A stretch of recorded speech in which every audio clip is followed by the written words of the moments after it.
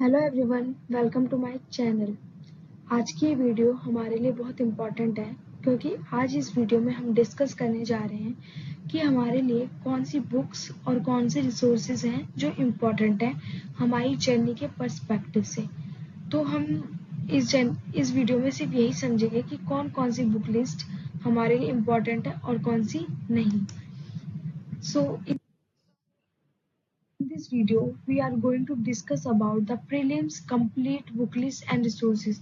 हम इस वीडियो में सिर्फ prelims की complete book list और resources को देखेंगे कि हमारे लिए कौन कौन सी books और resources हैं जो prelims के perspective से important है।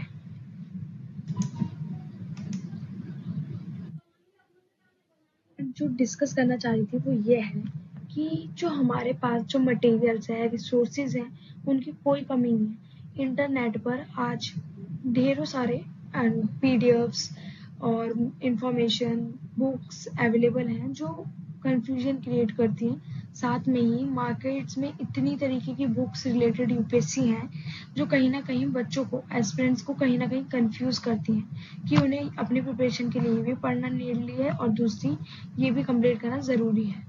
अगर हम ये कंप्लीट ना करें तो कहीं ना कहीं उनकी प्रिपरेशन कम रह जाए। ये कहीं ना कहीं बच्चों को कंफ्यूज करती है ये चीज़ें। सो आज हम पढ़ेंगे कि जो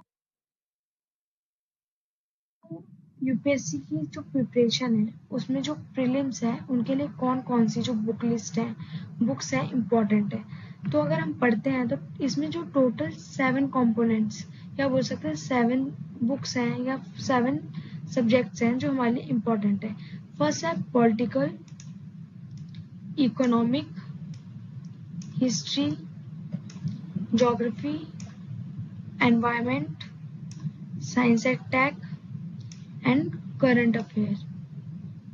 ये हमारे लिए इम्पोर्टेंट है। सो आज हम इस वीडियो में सिर्फ करंट अफेयर के अलावा इन 6 सब्जेक्ट्स की बात करेंगे क्योंकि करंट अफेयर अपने आप में एक लेंथी और समझने लायक टॉपिक है।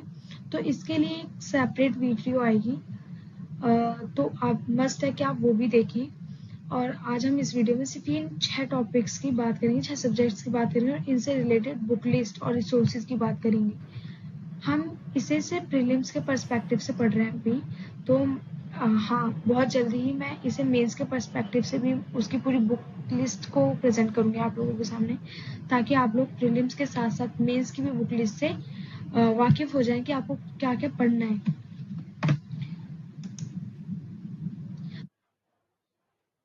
सो हिस्ट्री में हमारे 3 डिवीजन हो रखे हैं, जैसे एंशियंट, मेडाइवल और मॉडर्न।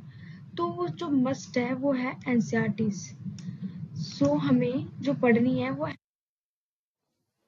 एनसीईआरटीज हमें किसी भी तौर पे पढ़नी होगी और वो एनसीईआरटीज होंगी आपकी 6, 7, 8, 9, 10 की। अब मैंने यहाँ पे सिर्फ 10 तक की एनसीईआरटीज इसलिए रखी हैं क्योंकि ये न्यू एनसीईआरटीज है। अब इसके बाद जो डिबेट होती है वो ये होती है कि हमें न्यू एनसीईआरटीज पढ़नी चाहिए या ओल्ड एनसीईआरटीज। अब कहा जाए तो दोनों ही एनसीईआरटीज अपने अपनी जगह पे बेस्ट हैं। ओल्ड एनसीईआरटीज में जो डाटा है वो ब्रीफली पुराना डाटा भी है और न्यू भी कलेक्ट है। और जो आपकी जो न्यू बुक्स आई हैं एनसीईआरटीज की, वो बुक्स क्या है, वो सिंपल लैंग्वेज में है और वो मॉडिफाइड है कि आपके मतलब डाटा तो सेम है लेकिन क्या है वो सिर्फ सिंपल लैंग्वेज में। तो आप दोनों प्रेफर कर सकते हैं पढ़ना, आप किसी भी बुक्स को पढ़ सकते हैं, लेकिन अच्छा होगा कि अगर आप ओल्ड एंड न्यू एनसीईआरटीज को एक बार कम से कम एक बार तो रीड करें। साथ में अब अगर हम पढ़ें तो इसमें जो एंशियंट है, एंशियंट हमें किसकी पढ़नी है, ये 11th क्लास की है, आर एस शर्मा की। ठीक है, तो एंशियंट हिस्ट्री जो आर एस शर्मा की हमें ये पढ़नी नेसेसरी है। साथ में जो मेडाइवल हिस्ट्री है ये है सतीश चंद्र, ये सतीश चंद्र जी की बुक है जो पढ़ना नेसेसरी है। इन दोनों को पढ़ने से हमें एंशियंट और मेडाइवल का बहुत सारा डाटा है जो बहुत अच्छे से समझ में आएगा। तो ये ओल्ड एनसीईआरटीज है जो पढ़ना मस्ट है। साथ में हमें मॉडर्न हिस्ट्री के लिए जो पढ़ना होगा वो है आपकी स्पेक्ट्रम। ये सबसे इम्पोर्टेंट होती है कि हमें स्पेक्ट्रम तो पढ़नी होती है। ये हमारी एक लेंथी बुक है और इसकी एक बार रीडिंग से कुछ नहीं होने वाला, इसको मस्ट कई बार हमें पढ़ना पड़ेगा ताकि हम इस पूरी बुक से गो थ्रू हो सके। साथ में जिनके पास अभी बहुत टाइम है, जिन्होंने प्रिपरेशन 2026 और 2027 के लिए स्टार्ट किया है, वो अगर विपिन चंद्र को पढ़ें तो ज़्यादा बेटर होगा। अब विपिन चंद्र क्या है, जो आप जब विपिन चंद्र को पढ़ लेंगे तो आपके लिए जो स्पेक्ट्रम है उसे समझना ईजी हो जाएगा। आप इस स्पेक्ट्रम को ईजिली समझ सकेंगे, आप उसके कॉन्सेप्ट को रिलेट कर सकेंगे। आपको मतलब कहीं ना टॉपिक्स ना पता होंगे। तो स्पेक्ट्रम को पढ़ने से पहले अगर आप विपिन चंद्र को पढ़ लें तो आपके लिए ज़्यादा बेटर होगा। तो ये भी क्लास 11th की ओल्ड एनसीईआरटी है, सॉरी क्लास 12th की एनसीईआरटी है ये विपिन चंद्र।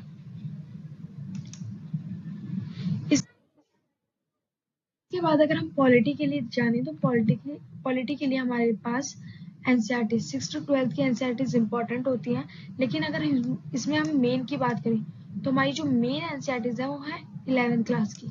ये दो एनसीईआरटीज जो है वो 11th क्लास की एनसीईआरटीज हैं जो हमारे लिए बहुत इंपॉर्टेंट है। इंडियन कॉन्स्टिट्यूशन एट वर्क, ये एक पहली एनसीईआरटी है, और दूसरी एनसीईआरटी है पॉलिटिकल थ्योरी।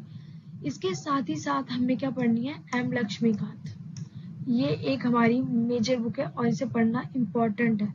हमें एनसीईआरटी के साथ साथ अपनी ये जो मेजर बुक्स हैं इन्हें भी कंप्लीट करना है प्रीलिम्स के पर्सपेक्टिव से, तो आपको इन बुक्स को भी साथ लेके चलना है। अब जब आप ये 11th की एनसीईआरटीज पढ़ लेंगे, ये सेम आपको क्या करेगी, हेल्प करेगी एम लक्ष्मीकांत को समझने में। ये एम लक्ष्मीकांत को समझने में आपकी बहुत ज़्यादा हेल्प करेगी, तो इन्हें पढ़ना मस्ट है। अब जो ज्योग्राफी है, ज्योग्राफी में कहा जाता है कि आप 6 to 12 की अगर एनसीईआरटीज पढ़ लें तो आपको किसी भी मेजर बुक को रेफर करने की ज़रूरत नहीं पड़ेगी, या स्टैंडर्ड बुक को आपको रेफर करने की ज़रूरत नहीं पड़ेगी, क्योंकि इनके कॉन्सेप्ट जो हैं वो आपको मतलब एक तरीके से ज्योग्राफी से वो करवा देंगे कि आप ज्योग्राफी समझ जाएंगे अच्छी तरीके से। तो आपको इन एनसीईआरटीज को पढ़ना होगा।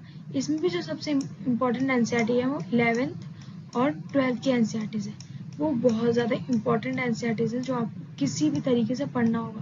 अगर आप प्रिपरेशन 2026 के लिए कर रहे हैं तो आप अपनी इन दो एनसीईआरटीज से ही क्या कर सकते हैं, शुरुआत कर सकते हैं कि 11th-12th की पढ़ के आप किसी भी कोचिंग के नोट्स को रेफर कर सकते हैं। इसके लिए कोई भी स्टैंडर्ड बुक, माजिद हुसैन ऐसी बुक्स हैं वो बहुत ज़्यादा लेंथी हो जाएंगी। इफ़ यू वांट आप उसे पढ़ सकते हैं, इसमें कोई बुराई नहीं है कि आप उस बुक को पढ़ें, वो आपकी नॉलेज ही गेन करेगी। लेकिन अगर आप वैसे पढ़ना है तो ये बेसिक है, ये तो बेसिक है, आपको किसी ना किसी तरीके से इसे कंप्लीट करना ही होगा। ठीक है, साथ में आपको एटलस, ये सबसे इम्पोर्टेंट है। आपको एटलस का थोड़ी नॉलेज होनी चाहिए कि हमें एटलस को भी रेफर करना होगा। साथ में हमें किसी भी कोचिंग के क्या कर सकते हैं, हम नोट्स को अपने साथ रेफर कर सकते हैं। ये कोचिंग के नोट्स हमें कहीं ना कहीं हेल्प करेंगे हमारी प्रिपरेशन को ईजी करने के लिए। ठीक है, अब हम इकोनॉमिक्स की बात करें तो इकोनॉमिक्स में हमारी जो क्लास 11th होती है इसकी बुक इम्पोर्टेंट है। साथ में हम संजीव वर्मा पढ़ सकते हैं। वैसे तो बहुत सारी स्टैंडर्ड बुक्स हैं, लेकिन जो संजीव वर्मा है वो एक लेंथी बुक नहीं है, मतलब ज़्यादा लेंथी नहीं है, और बुक्स के मुकाबले वो लेंथी नहीं है। तो हम क्या कर सकते हैं, संजीव वर्मा को रेफर कर सकते हैं और इसे पढ़ सकते हैं अच्छी तरीके से। साथ में आप किसी भी कोचिंग के नोट्स ले सकते हैं, मुन्नार सर के नोट्स ले सकते हैं, वो बेस्ट नोट है, तो आप उन नोट्स को भी रेफर कर सकते हैं। साथ में आपको इको सर्वेज और बजट्स के बारे में सारी नॉलेज होनी चाहिए। इकोनॉमिक्स के लिए ये सबसे इम्पॉर्टेंट हो जाता है कि आप इस टॉपिक्स को ज़रूर पढ़ें।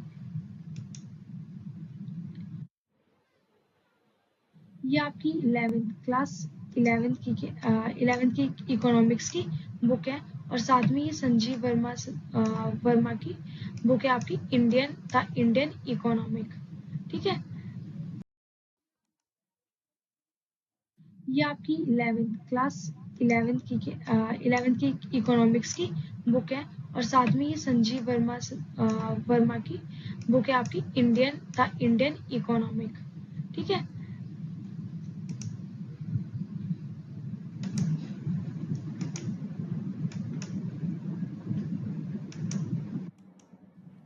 अब एनवायरनमेंट, अगर हम एनवायरनमेंट की बात करें तो एनवायरनमेंट में हम क्या करते हैं कि शंकर IAS बुक, साथ में हम क्या कर सकते हैं करंट अफेयर्स।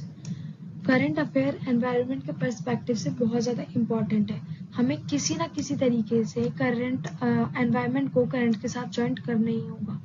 अब क्या होते हैं ज़्यादातर आजकल क्वेश्चंस जो आते हैं वो हमारे करंट से रिलेटेड होते हैं कि हमें एनवायरनमेंट में करंट की क्या होती है एक इम्पॉर्टेंट प्लेस है, तो हमें क्या करना पड़ेगा शंकर IAS के साथ साथ करंट्स को भी रिलेट करके पढ़ना होगा जो हमारे लिए इम्पॉर्टेंट है।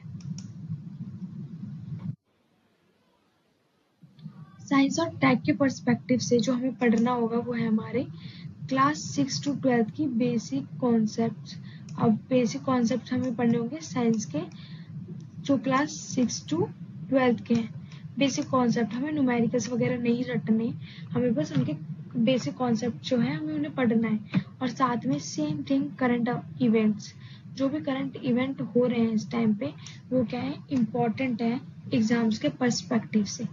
जो UPSC है उसने अपने आप को ढाल रखा है कि वो आपसे क्वेश्चन जरूर करेगी जो चीज़ें करंट में चल रही होंगी, चाहे वो एनवायरनमेंट से रिलेटेड हो, साइंस और टेक से रिलेटेड हो या किसी भी सब्जेक्ट से रिलेटेड हो। अगर वो इवेंट अगर करंट में चल रहा है, न्यूज़ में है और आ रहा है तो इट मीन्स कहीं ना कहीं UPSC उससे क्वेश्चन करने की कोशिश ज़रूर करेगी। वो किसी ना किसी तरीके से आपसे इससे क्वेश्चन ज़रूर करेगी। तो आपको करंट्स को सबसे ज़्यादा ध्यान देना है। करंट्स में आपको इवेंट्स को आपके इवेंट्स हो गए, आपकी जो भी न्यूज़ आ रही हैं, बजट्स हो गए, सर्वेज हो गए इकोनॉमिक, इन्हें क्या करना होगा आपको अपने सब्जेक्ट से, अपने टॉपिक से क्या करना होगा रिलेट करना होगा, ताकि ये आपको कहीं ना कहीं रिलेट करने के साथ साथ आपके एक तरीके से करंट के साथ प्रिपरेशन करने में इजीली फॉर्म करें। So thank you. आज इतना ही था इस वीडियो में। हमने प्रीलिम्स की सारी बुक लिस्ट को पढ़ लिया है जिसमें हमने economic, political science, history, environment, science and tech equally सबको ही डिस्कस कर लिया। हम करंट के लिए न्यू करंट अफेयर्स के लिए एक सेपरेट वीडियो लाएंगे जिसे आप देखना, क्योंकि करंट अफेयर्स को समझना ज़्यादा इम्पोर्टेंट है कि हमें उन्हें कैसे कवर करना होगा। So thank you so much.